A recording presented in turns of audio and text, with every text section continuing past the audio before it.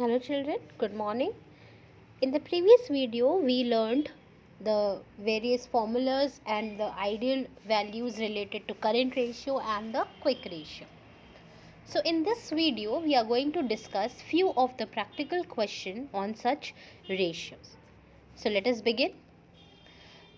The first question which is discussed here is, from the following particulars, you have to compute the current ratio. And what is the formula for current ratio? The formula for current ratio is current assets upon current liabilities. Now, a number of assets and liabilities have been given to you in this question. You have to understand, you have to identify which will be a part of current asset and which will be a part of current liability. So, land and buildings, definitely it is neither the part of current asset nor current liability. Inventory is a part of current asset. Trade receivable 90,000 is a part of current asset. Current investment is a part of current asset. Trade payables is a part of current liabilities. Long term borrowings again is neither current asset nor current liability. Short term borrowings is current liability. Provision for tax is current liability. Outstanding expenses is current liability. And cash equivalents is current asset. Now, let us have a look at the solution. And one very important point which you need to remember, children, whenever you are solving the question related to ratio analysis, do mention the formulas irrespective whether the question is for 2 marks or 10 marks, irrespective. You make it a habit of writing the formula as well, because many a times marks are also allotted on the formulas. So it is better, and you should be writing the formula. So current ratio first of all is equal to current asset upon current liability. And as we know, current asset means inventory. According to this question, inventory plus trade receivables plus current investment plus cash and cash equivalents. That means 70,000 plus 90,000 plus 35,000 plus 5,000. That means your current asset is equal to rupees 2 lakh. Current liabilities here in this question includes trade payables, short-term borrowings, provision for tax and outstanding expenses. So we will add the amount 46,000 plus 20,000 plus 10,000 plus 4,000. That means 80,000. Now we have the current assets as 2 lakh and we have the current liabilities as 80,000.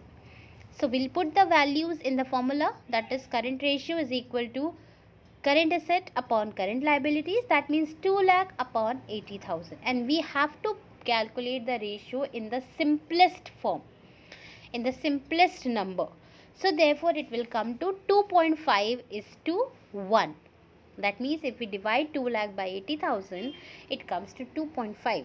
So 2.5 is to 1, and as we have already discussed in the previous video, that liquidity ratios will be calculated in the pure form. Now the next question. Again, this is the question from your book. Maybe the serial order might be changed depending upon the edition of the book. But this is also a question from your book itself. From the following particulars which is given to you, basically, you have to calculate the current ratio as well as the quick ratio. And what conclusions do you draw from these ratios? Basically, these conclusions are not required. But still, we'll just see. Now again, the formula for current ratio is current asset upon current liability, and that of quick ratio is quick asset upon quick, basically current liability. So goodwill is not a part of current asset nor current liability. Inventories is a part of current asset, 2,50,000. Trade receivables 1,35,000 minus provision 5,000 is given to you. That is 1,30,000. And we have already discussed that whatever trade receivables or debtors we are taking, we will be excluding the provision. That means we will take the net amount, that is 1,30,000. Then investment, in bracket it is mentioned short term. If the short term word was not mentioned, then we would have considered it to be the long term or the non-current asset. So anyways, short-term asset or short-term investment of 30,000 will be a part of current asset. Payment in advance, that means prepaid payment, again it will be a part of current asset. Then your cash and cash equivalents, current asset. Accrued income, again is a current asset. Short term provision, current liability. Short term borrowings, that is bank overdraft, again current liability. Trade payables, current liability. Expenses payable, that means outstanding expenses, again current liability. Now let us look at the solution. First of all, again we have to write the formula. Current ratio is equal to current asset upon current liability.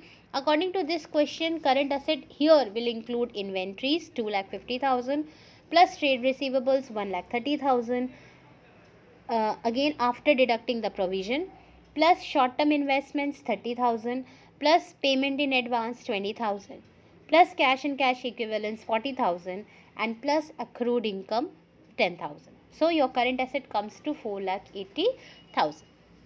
Current liabilities in this question includes short term provision for 20,000 plus short term borrowings 30,000 plus trade payables 95,000 plus expenses payable 5,000. So your current liabilities comes to 1,50,000. Now you have the current asset 4,80,000.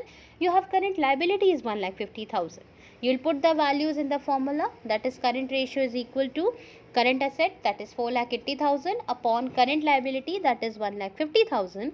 So your pure form of simplest ratio will come to 3:2:1.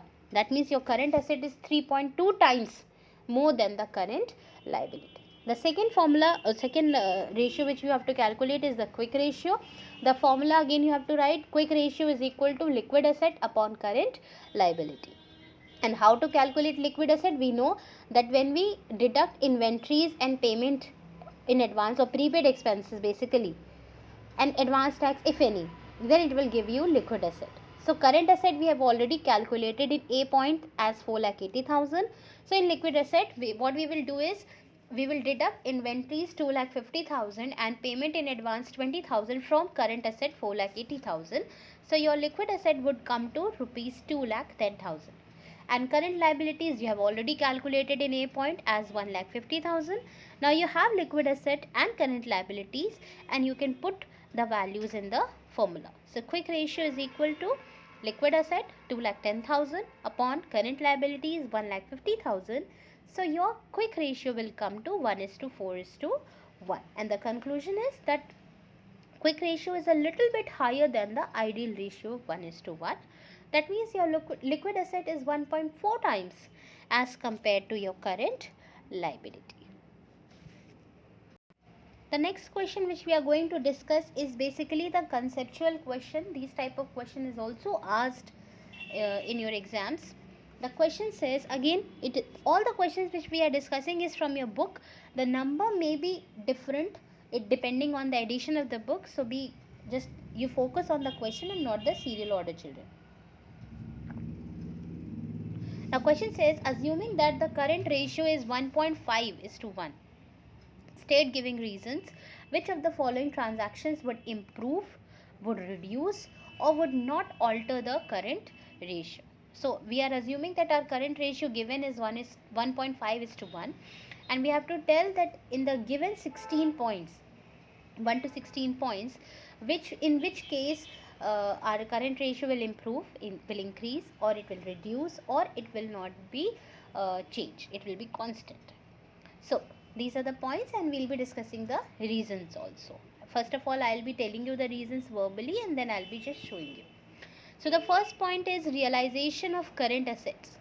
Realization of current assets means you have sold the current assets and you have recovered the amount. So in this case, since no amount is mentioned, so we will assume whatever the current assets are, we have converted into in the same amount of cash. So as your current asset is going out, the equivalent amount of cash is coming in. The cash is also a current asset. That means there will be no change in the amount of current asset. And because no information is given about current liability, we will assume it to be constant. So when current asset is also same, that means the ratio will not be changed. Then the second one is payment of current liabilities.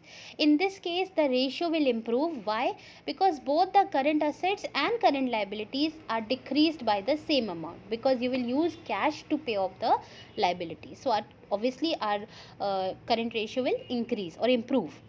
Then bills receivable dishonored.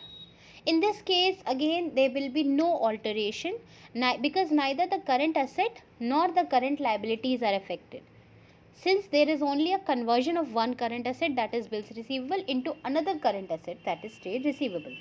When a bill is dishonored, we will move towards the debtors. So bills receivable will decrease, but your debtors will increase.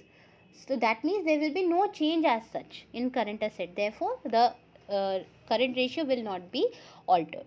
Then the next one is sale of goods at par. Sale of goods at par means at the face value or the book value.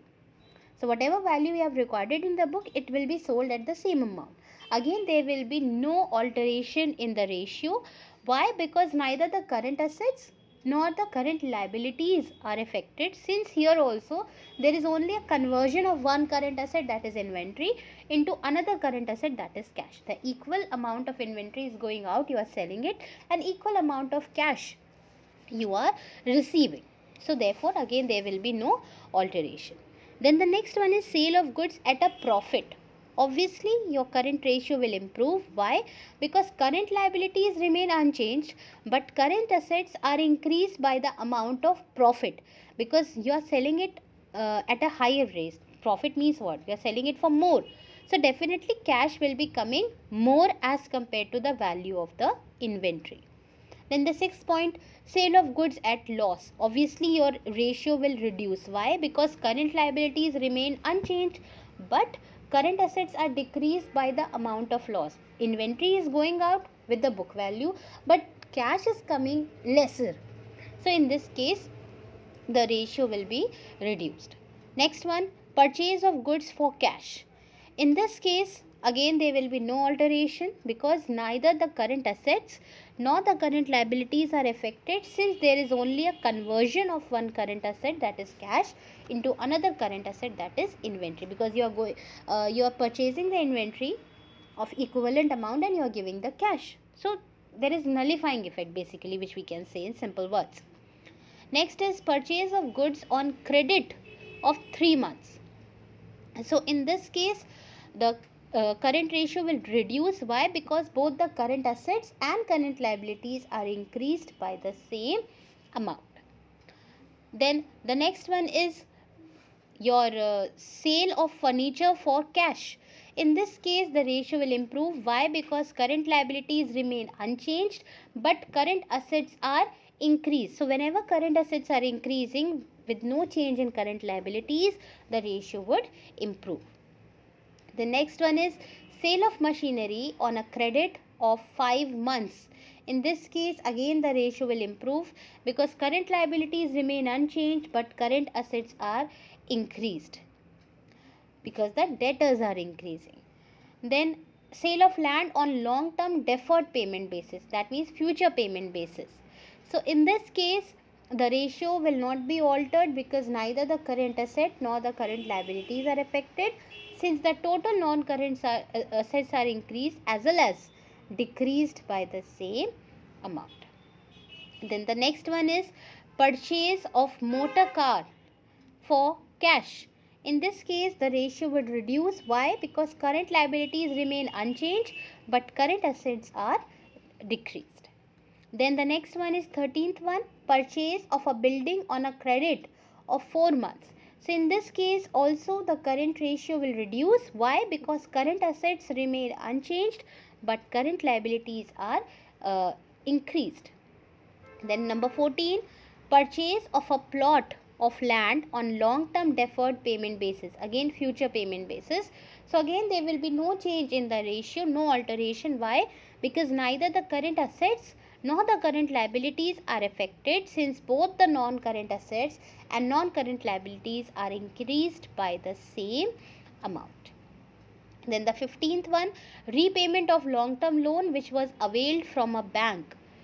Due to this, the current ratio will reduce. Why? Because current liabilities remain unchanged, but current assets are decreased, because you have taken the loan which you had taken beforehand. So you are not basically what is doing, you are reducing the cash amount.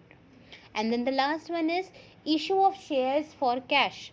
In this case, the ratio will improve. Why? Because current liabilities remain unchanged, but current assets are increased by the amount of cash received on issue of shares. So this is the conceptual question which we have discussed. You can go through the reasons here. These are the same as we have discussed just now.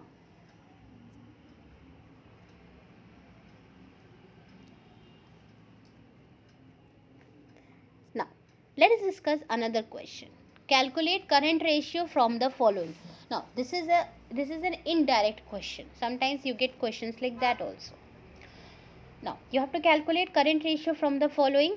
Working capital 1,92,000, long-term debt 80,000, and total debt 2 lakh. So you have total debt, that means total loans, and you have long-term debt, that means long-term loans. So obviously when you deduct long-term from the total, what remains is the current liability or the current debt or the short-term debt. So very easy. For current ratio, what do you need? What is the formula? Current asset upon current liability. So current liability, you can calculate it like that. As you can see, total debt minus long-term debt will give you the current debt or short-term debt or current liability. That means 2 lakh minus 80,000, that is 1,20,000 will be your current liability. Now, working capital is given to you, and we have already studied in previous classes that working capital means current asset minus current liability. So obviously when you have working capital value and you have to calculate current asset, you can substitute the formula, the values. So current asset is equal to working capital plus current liability.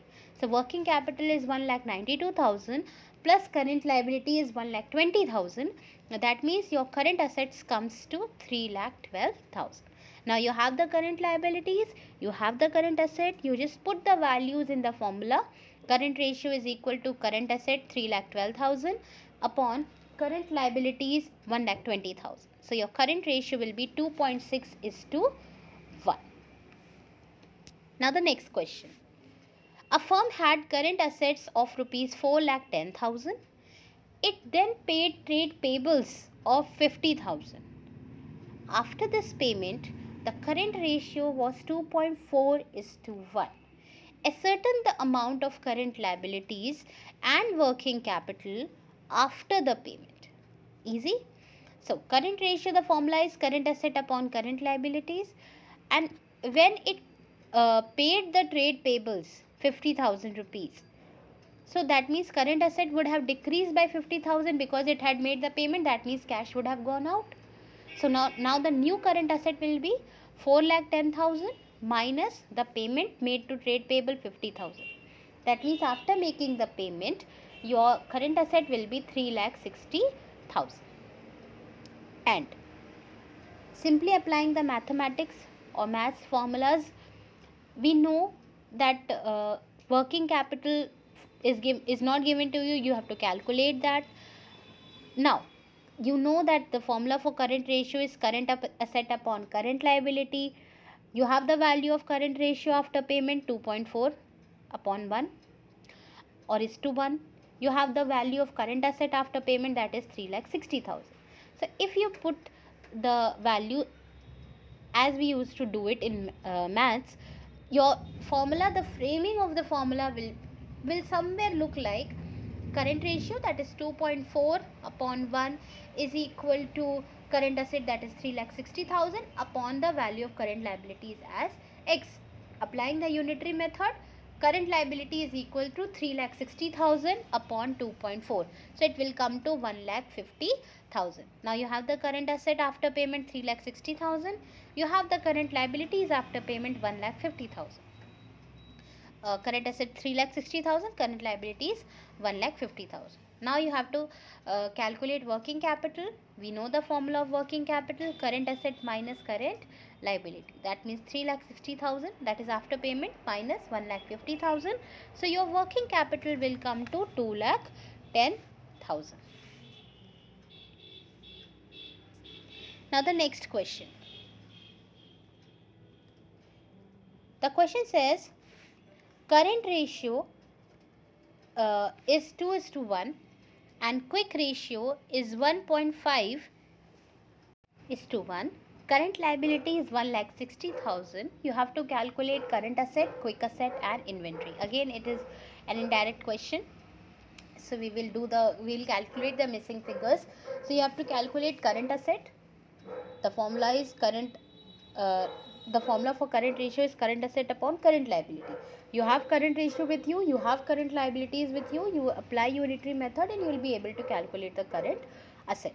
Similarly, you have to calculate quick asset, for which you need quick ratio, current liability to apply the unitary method. And if you have a current asset and quick asset, you can very well calculate the inventory, because we know quick asset means what? Current asset minus inventory and prepaid expense, if any. So let us begin.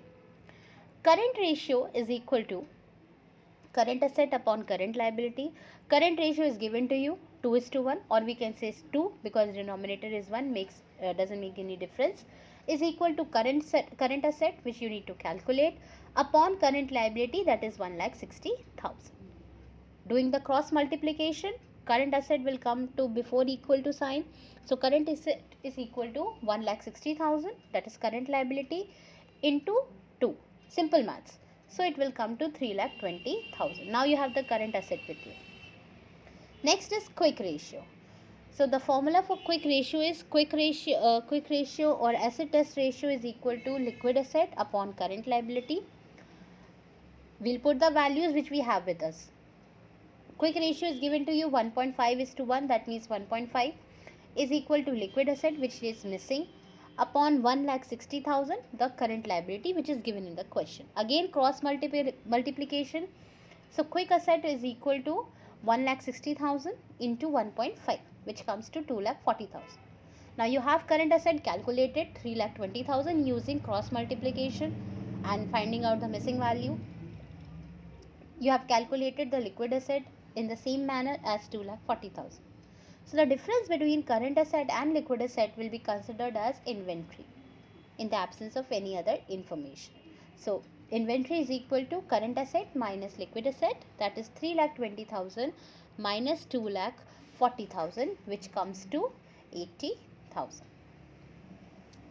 Now the next question. A business has a current ratio of 4:1 and a quick ratio of 1.2:1. If the working capital is 1,80,000, you have to calculate the total current assets and inventory. Very good question it is. Now, we know that working capital is given to you, current ratio is given to you, quick ratio is given to you. Neither the current asset is given nor the current liability. Now we know that the formula for working capital is current asset minus current liability. And we know that current ratio, which is given in the question, is 4:1. Therefore, based on current ratio, because we know current ratio shows what? Your current asset is 4 times your current liability. So we can assume that based on the current ratio, we can assume that the working capital is 4 minus 1. That is current asset minus current liability is equal to 3. Now, if working capital is 3, current asset is 4 as per the ratio. And if working capital is 1, current asset will be 4 upon 3. We'll divide it. And if working capital is 1,80,000 as given in the question, now we are substituting it. So current asset will be 4 by 3 multiplied by 1,80,000. That means your current asset will be 2,40,000. This is mathematical rule. Now you have the current asset with you. You have the working capital with you.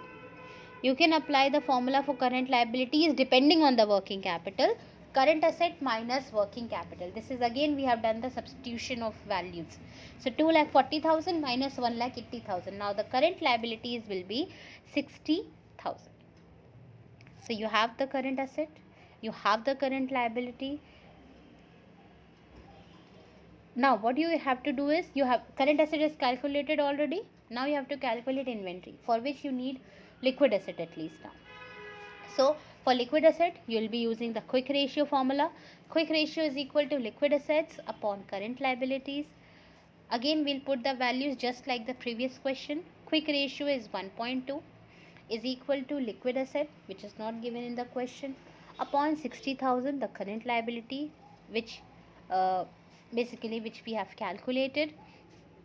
Now, so while doing the cross multiplication, liquid asset is equal to 60,000 multiplied by 1.2, which comes to 72,000. Now you have the current asset with you as your 2,40,000. You have your liquid asset with you 72,000. So the difference between current asset and liquid asset will be considered as the inventory. So inventory is equal to, as we have calculated in the previous question, current asset minus liquid asset, that is 2,40,000 minus 72,000, which comes to 1,68,000. So I hope the questions which are discussed here are clear to you children. Go through the video once again. Try to solve these questions on your own. These are very good questions. It comprises both the direct as well as the indirect question. Now this is the assignment based on this part. You have to solve practical question number 2, 4, 6, 12, 13, 18, 19, 20 and 21. 9 questions from the chapter Ratio Analysis of your accounts book volume 2 by D.K. Goyal.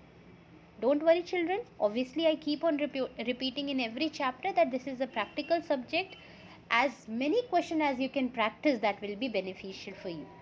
So do make it a habit that whatever question is being given to you as a homework, you do that. Besides, you also practice some more questions, some good quality question, and if at all possible, do as many questions as you can.